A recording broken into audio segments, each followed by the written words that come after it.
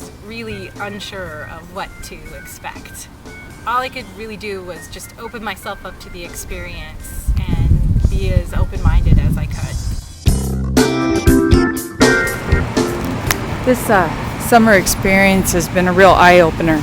Just dealing with all the technology, all the laboratory equipment, all the amazing thing that goes on here has really been an eye-opener.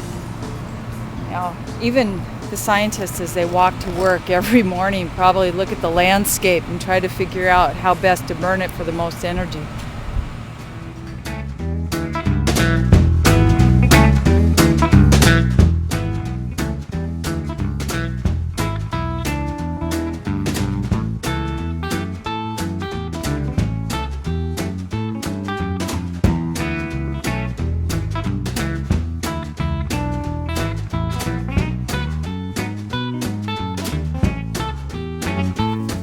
One of the most important things you learn in life is how to learn from mistakes.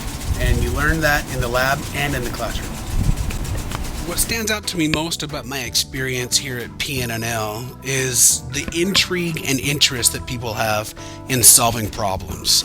I think of Carl and when his reactor melted down. His lines clogged up, an O-ring failed, his products and results were contaminated, and things had just gone to pot for him, and he had to go back to the drawing board to recreate major pieces of his reactor.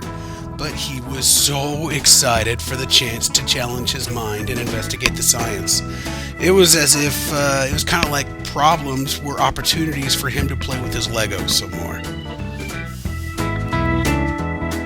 While we were in the laboratory, we saw results that we couldn't interpret one way or the other. So this led us to conclude that there was something wrong with the parameters of our experiment. I thought I knew all of this stuff. Well, not the biology, but I definitely felt comfortable doing science. I didn't think for a minute that a simple conversation about experimental design would have such an impact on my thinking. This became known to us as confounding data, which can threaten the validity of inferences made by a student when concluding an experiment. This was huge to me, and it really highlighted a major deficiency in my teaching.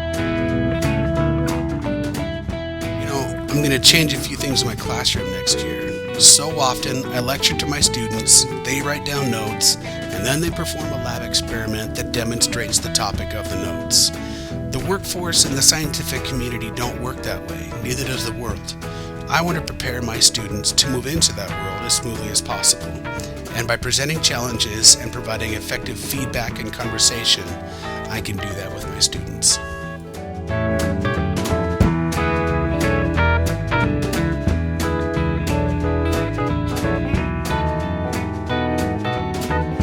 Driving down the interstate, it really hits home that we are a nation with a growing dependence upon fossil fuels.